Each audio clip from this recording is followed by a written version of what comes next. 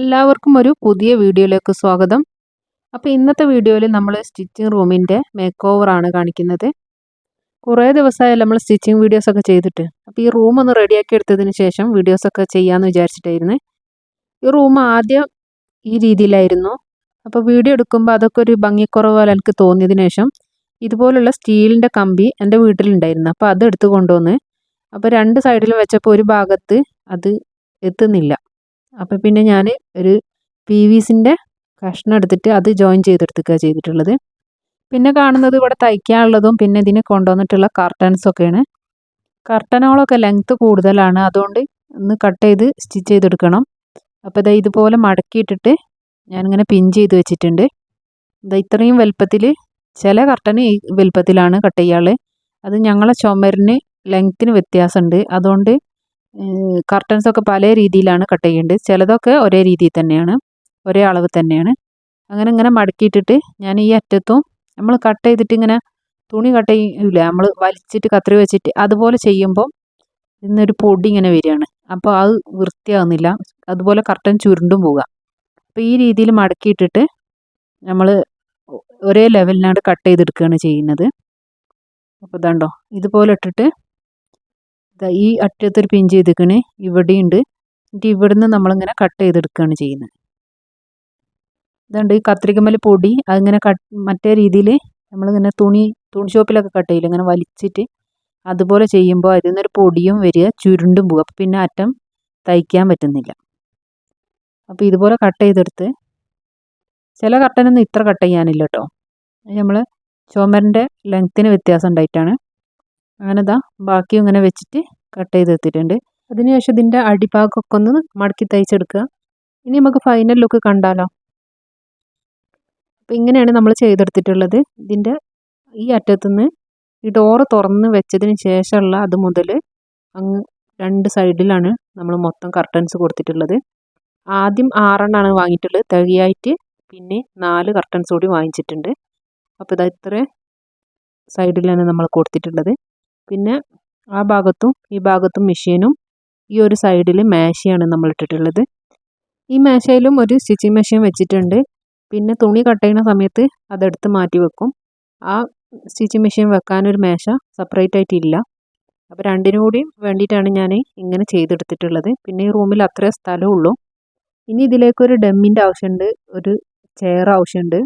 ഞാൻ തൽക്കാലം സ്റ്റൂളിലാണ് ഇത് സ്റ്റിച്ച് ചെയ്യുന്നത്, അത് മതി. എന്നാലും ഇത്രയൊക്കെ ചെയ്തപ്പോൾ ഒരു ചെയറിൻ്റെ ആവശ്യമുണ്ട്. അതുപോലെ ഒരു ഫുൾ മിററും ആവശ്യമുണ്ട്. നമ്മൾ ഡ്രസ്സൊക്കെ സ്റ്റിച്ച് ചെയ്ത് കഴിഞ്ഞിട്ട് നമുക്കൊന്ന് ഇട്ട് നോക്കുമ്പോൾ ഇപ്പോൾ അൽമാറിൻ്റെ ഗ്ലാസ്സിൽ പോയി നോക്കണം. അപ്പോൾ അതുപോലെ അതൊന്ന് വാങ്ങിക്കേണ്ട ആവശ്യമുണ്ട്. അർജൻറ്റൊന്നുമില്ല, ഇത്രയും ചെയ്തപ്പോൾ അതിൻ്റെ ഒരു ആവശ്യമുണ്ടെന്ന് മാത്രം. അതുപോലെ ത്രെഡ് ഹോൾഡറും ഒന്ന് വാങ്ങിക്കേണ്ട ആവശ്യമുണ്ട്. ഈ പറഞ്ഞതൊന്നും അത്യാവശ്യമല്ല, അത് പതിയെ നമുക്ക് ആവശ്യത്തിനനുസരിച്ച് വാങ്ങിച്ചെടുക്കാം. അപ്പോൾ ഇത് ഞാൻ എൻ്റെ കയ്യിലുള്ള ഒരു അത്തറാണ്, അത് ഞാൻ ഇതിലൊന്ന് കാണിച്ചു എന്ന് മാത്രം. നല്ല ഭംഗിയുള്ളൊരു കുപ്പിയായിരുന്നു, അത് ഞാൻ ഈ മേശയിൽ ഇങ്ങനെ ഭംഗിക്ക് വെക്കുന്നതാണ്. ഇത് ഫുള്ളുണ്ട് കേട്ടോ. അപ്പോൾ ഞാൻ വെറുതെ ഒന്ന് ജസ്റ്റ് കാണിച്ചു എന്നുള്ളൂ. ഈ ഭംഗിയുള്ള ഈ കുപ്പി കണ്ടപ്പോൾ നിങ്ങളെ കാണിച്ചു തന്നു എന്ന് മാത്രം. അപ്പോൾ ഒരു സൈഡിൽ നമ്മൾ എംബ്രോയ്ഡറി മെഷീനും ഒരു സൈഡിൽ തയ്ക്കുന്ന മെഷീനും, പിന്നെ മേശയിൽ മറ്റേ മെഷീനും അങ്ങനെ വെച്ചിട്ടുള്ളത്. അതുപോലെ ഈ മേശയ്ക്ക് കുറേ കബോർഡ്സ് കൊടുത്തതുകൊണ്ട് നമുക്ക് സ്റ്റിച്ച് ചെയ്യാനുള്ള മെറ്റീരിയലൊക്കെ അതിൻ്റെ അകത്ത് വെക്കാം. അപ്പം നമുക്കൊന്നും വൃത്തികേടായിട്ട് പുറത്തിങ്ങനെ കാണൂല. പിന്നെ സ്റ്റിച്ച് ചെയ്യാൻ തുടങ്ങി കഴിഞ്ഞാൽ ഇത്ര ഭംഗിയിലൊന്നും എന്തായാലും ഇരിക്കില്ല. തയ്ച്ച് കഴിയുമ്പോഴത്തേന് ഫുൾ പൊടിയൊക്കെ ഉണ്ടാവും. തയ്ച്ച് കഴിഞ്ഞ് വേഗം ക്ലീനാക്കി ഇടാനും നമുക്ക് തോന്നും. ഇതുപോലെ ഭംഗിയിലൊക്കെ ആകുമ്പോൾ സ്റ്റിച്ച് ചെയ്യാനുള്ള ഒരു ഇൻട്രസ്റ്റും ഉണ്ടാവും. അതിനാണ് നമ്മൾ ഇങ്ങനെയൊക്കെ ചെയ്തെടുക്കുന്നത്. പിന്നെ വീഡിയോസൊക്കെ ചെയ്യുമ്പോൾ അതിൻ്റെതായ ഒരു ഭംഗിയിൽ ചെയ്തെടുക്കാൻ വേണ്ടിയിട്ടാണ് ഇങ്ങനെയൊക്കെ ചെയ്തെടുത്തത്. പിന്നെ എൻ്റെ ഒരുപാട് കാലത്തൊരു ആഗ്രഹം കൂടിയായിരുന്നു ഇങ്ങനെ ഒന്ന് ചെയ്തെടുക്കണം എന്നുള്ളത്. അതുപോലെ നമ്മൾ ഈ കർട്ടൻ്റെ മുകളിലൂടെ ഇട്ട ഈ ലൈറ്റ് വീഡിയോ ഫോട്ടോ ഒക്കെ എടുക്കുമ്പോൾ ഈ കറുത്ത ഈ വയർ ഇങ്ങനെ കാണുമ്പോൾ അതൊരു അഭംഗി. അപ്പോൾ ഞാൻ എന്താക്കി, അത് എടുത്തിട്ട് ഇതിൻ്റെ ഉള്ളിലൂടെ ഇട്ടിട്ട് ഒന്ന് നോക്കുകയായിരുന്നു. ഭംഗി ഉണ്ടെങ്കിൽ വീഡിയോ കണ്ടിട്ട് ഒന്ന് അഭിപ്രായം പറയണം. അപ്പോൾ ഇതിൻ്റെ ബാക്കിലൂടെ കൊടുത്തിട്ട് മേലത്തെ ഈ സ്റ്റീലിൻ്റെ ഈ കമ്പിയിൽ ഇങ്ങനെ കൊളുത്തിയാണ് എടുത്തിട്ടുള്ളത്. പിന്നെ ഞാൻ ഹൈറ്റ് കുറവുള്ളതുകൊണ്ട് സ്റ്റൂളിൽ കയറി ഇറങ്ങി ഇതങ്ങനെ ഫുള്ള് ഇടാൻ കുറച്ച് പാടുണ്ടായിരുന്നു. ഈ അറ്റത്ത് നിന്ന് ഈ അറ്റം വരെ കയറി ഇറങ്ങി സ്റ്റൂൾ ഇങ്ങനെ നീക്കി കൊടുക്കണ്ടേ. പിന്നെ അത്ര ഹൈറ്റുള്ള ആരും ഉണ്ടായില്ല, അപ്പോൾ ഞാൻ തന്നെ അങ്ങ് ചെയ്തതാണ്. അപ്പോൾ കുറേ ദിവസമായി അത് ചെയ്തിട്ട് വീഡിയോ ഇടണം എന്ന് പറഞ്ഞിട്ട് വെയിറ്റ് ചെയ്തിരിക്കുന്നു. അപ്പോൾ ഇത് ചെയ്യാൻ ഇനി ആരെയും കാത്തിരിക്കാൻ ടൈമില്ല, അപ്പോഴത്തേനും വീഡിയോസ് ഇടാൻ വൈകും. പിന്നെ സ്റ്റിച്ചിങ് തുടങ്ങണം. അപ്പോൾ തിരക്കുകളൊക്കെ കഴിഞ്ഞിപ്പോൾ റെഡിയായി വന്നു. അപ്പം ഞാൻ തന്നെ ഇത് ചെയ്ത് എടുത്തതാണ്.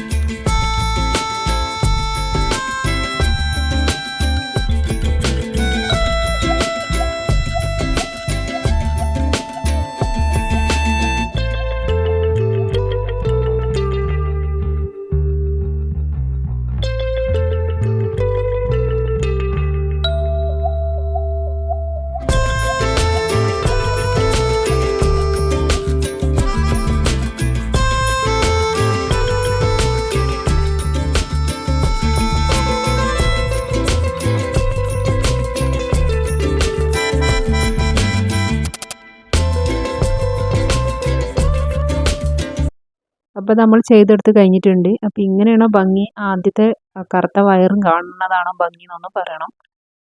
അങ്ങനെയാണെങ്കിൽ വീണ്ടും തിരിച്ചിങ്ങോട്ട് തന്നെ ഇടാം, കുഴപ്പമൊന്നുമില്ല.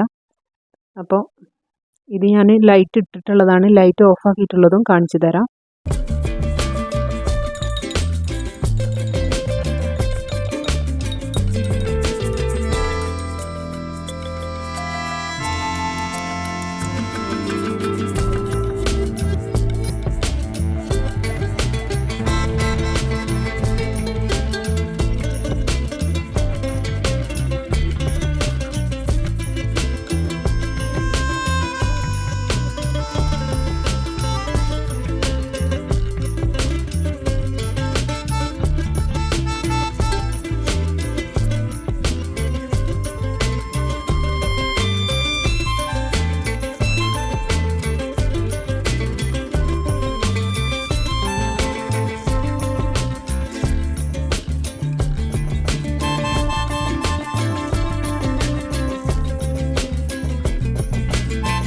അപ്പം എൻ്റെ സ്റ്റിച്ചിങ് റൂം ഇഷ്ടമായോ? ഇഷ്ടമായിട്ടുണ്ടെങ്കിൽ ലൈക്ക് ചെയ്യുക, അഭിപ്രായം പറയുക. പുതുതായി ആരെങ്കിലും വീഡിയോ കാണേണ്ടി ഒന്ന് സബ്സ്ക്രൈബ് ചെയ്ത് സപ്പോർട്ട് ചെയ്യുക. പുതിയൊരു വീഡിയോയുമായി